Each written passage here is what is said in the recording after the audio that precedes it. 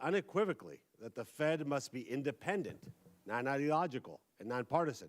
And for this reason, I am proud to support his nomination.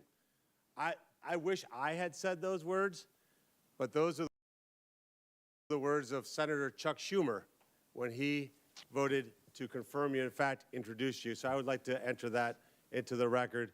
As they say, there's nothing wrong with that, but it looks like Democrats used to love you at one point. What changed? The Senator, I don't know. You didn't catch the Seinfeld reference, so it's just proof that you did not watch the show. All right.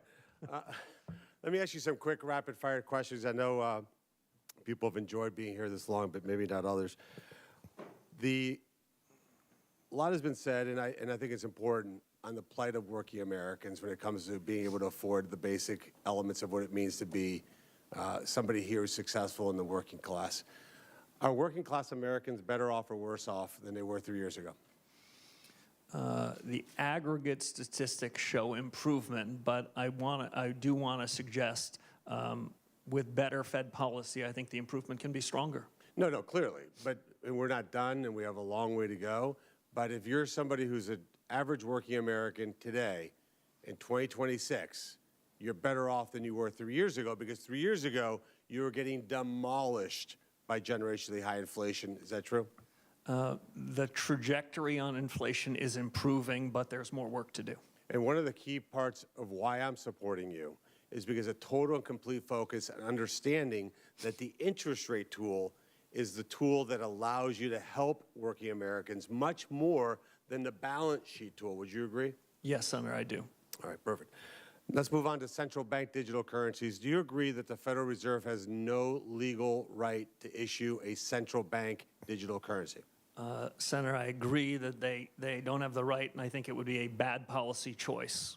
So let me just put an exclamation mark on that. Under your chairmanship of the Federal Reserve, you will not have the Federal Reserve explore or any way move towards a central bank digital currency. If it's within the power of the chairman of the Federal Reserve, I agree with that statement. Perfect. Let's shift over to AI. A lot has been said about that. And I worry that some of my colleagues don't feel that this is quote unquote real or happening as quick as it is. It is happening insanely fast. In fact, would you agree that it could lead to an employment shock, especially for entry-level white-collar jobs? Senator, I agree with you on the pace of the technology revolution. I've had to update my own priors versus 6 or 12 months ago as I've seen the rate of improvement of the models.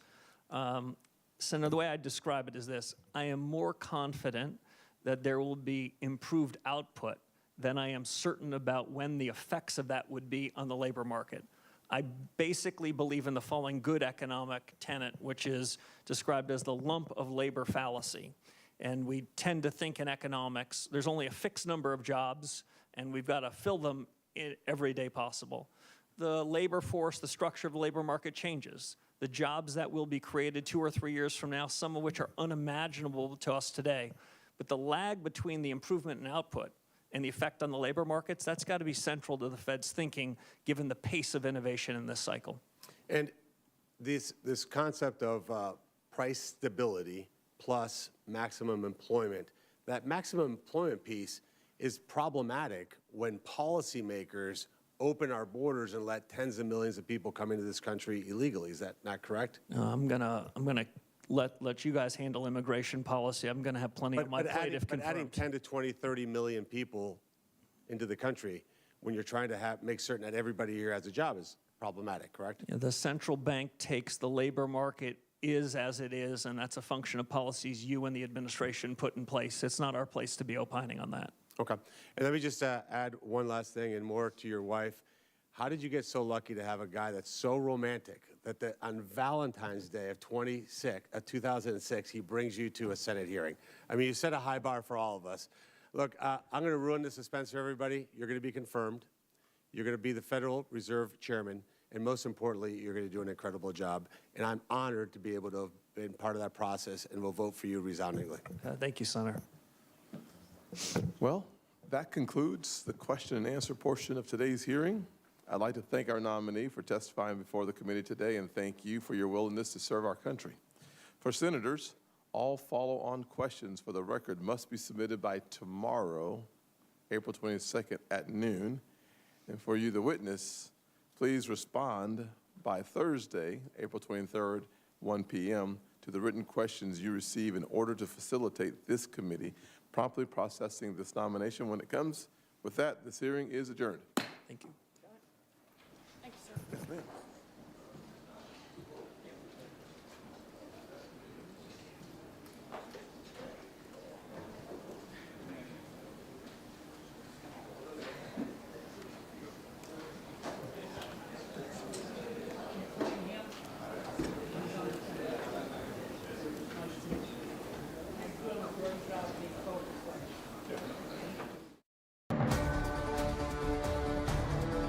You're watching C-SPAN 3, Democracy Unfiltered.